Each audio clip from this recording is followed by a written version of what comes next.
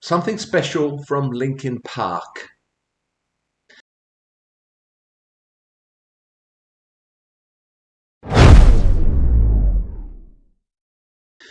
I watched the movie Oppenheimer the other night, and this got me thinking about Linkin Park's fourth album, which came out in 2010. It was called A Thousand Suns. In case you're unaware, the album is a loose concept album dealing with fears about nuclear war. The title comes from the Bhagavad Gita, a line from which was popularized in 1945 by Robert Oppenheimer himself, who described the atomic bomb as being as bright as a thousand suns. In fact, the album actually quotes Oppenheimer's own words. He knew the world would not be the same. Few people laughed. Few people cried. Most people were silent. I remembered the line from the Hindu scripture, the Bhagavad Gita. Vishnu is trying to persuade the prince that he should do his duty, and to impress him takes on his multi-armed form and says, "Now I am become death, the destroyer of worlds." I suppose we all thought that, one way or another.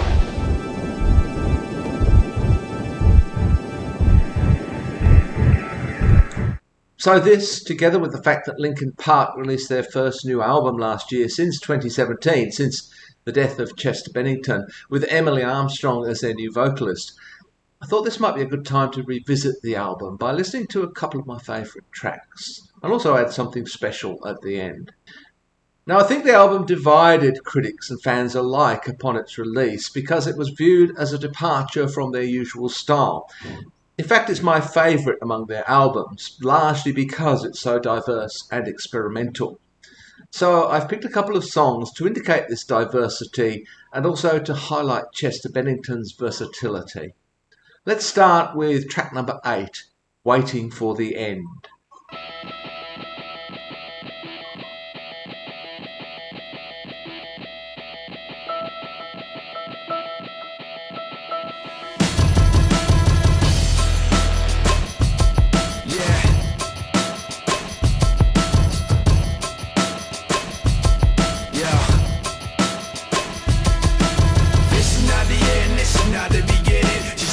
Like a riot rocking every revision, but you listen to the tone and the violent rhythm, and though the words sound steady, something empties within them. We say yeah, with fists flying up in the air, like we're holding on to something that's invisible there, cause we're living at the mercy of the pain and the fear, until we get it, forget it, let it all disappear. Waiting for the end to come, wishing I had strength to stand. This is not what I had planned. It's out of my control. Flying at the speed of light, thoughts were spinning in my head. So many things were left unsaid. It's hard to let you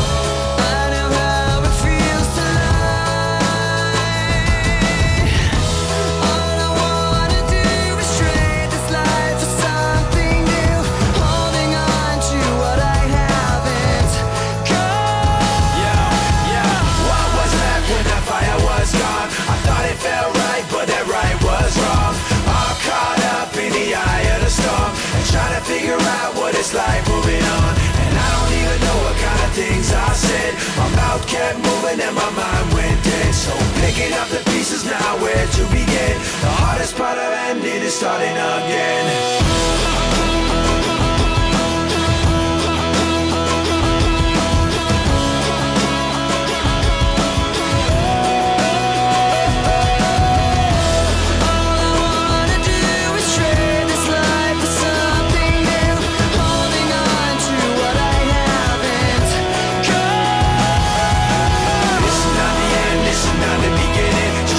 Like a riot rocking every revision, but you listen to your tones in a violent rhythm, and the words sound steady, some melodies within them. We say yeah, with fists flying up in the air, like we're holding on to something that's invisible there. Cause we're living at the mercy of the pain and the fear. Until we get it, forget it, let it all disappear.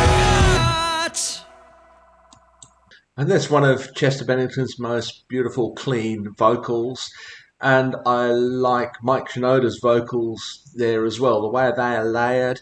And the contrast between those two vocal styles is one of the great features of Linkin Park's music. And I love the way they harmonise together as well. And when you listen to the lyrics of that song, there's something particularly poignant about them, particularly when he sings, "I know what it takes to move on. I know how it feels to lie. All I want to do is trade this life for something new, holding on to what I haven't got." It's very moving hearing him sing those lines. By way of contrast, I want to listen now to the next track, which is called Blackout.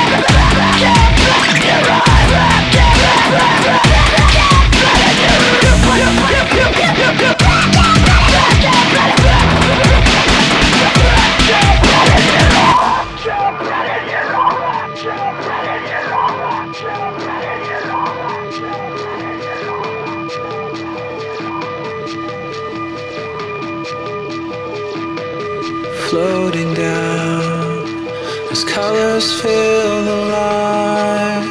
We look up from the ground and fields of paper white and floating up. You pass us in the night, a future gazing out, a past to override. So come down, far below. We've been waiting to correct the things you know. Come down, far below. We've been waiting to collect what you've let go. Come down, come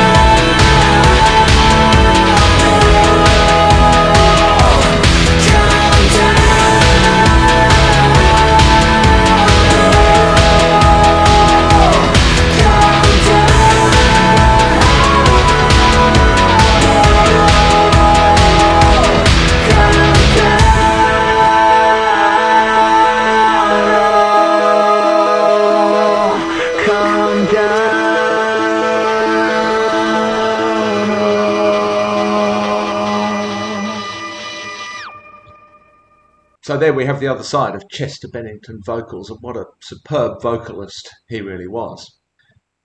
Now, Linkin Park began touring again last year with their new vocalist, Emily Armstrong.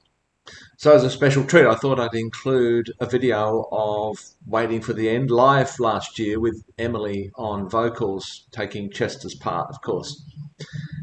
As you're watching this, spare a thought for Emily as she struggles emotionally with singing this song. So here it is, Linkin Park, Waiting for the End, this time with Emily Armstrong live from 2024.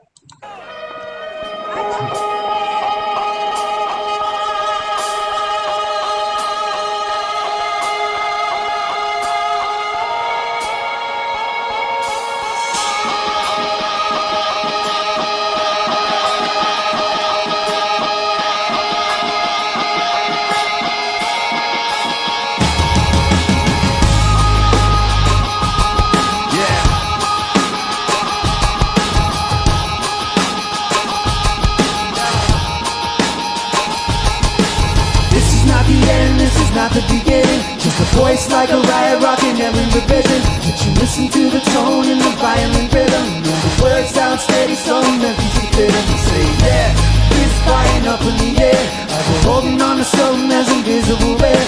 People living at the mercy of pain and the fear, but till you get it, forget it, let it all disappear. Waiting for the end to come, wishing I had strength to stand.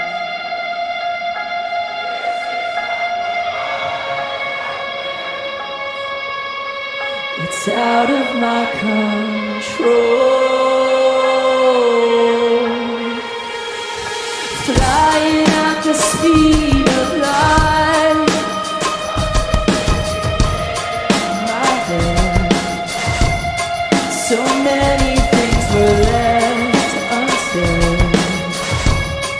It's hard to let you go.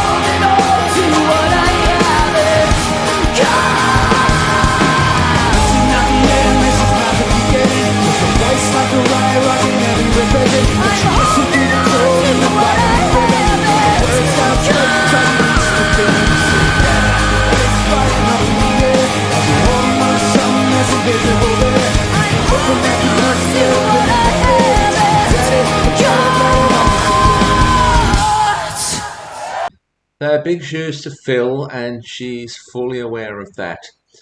Perhaps it's the greatest tribute to Chester that she really just couldn't bring herself to sing some of those lyrics. But she pushed through. She got there in the end. She has a good voice. She's not Chester. She doesn't intend to be. But it's good to see them performing live again, and it's good to hear them making new music as well.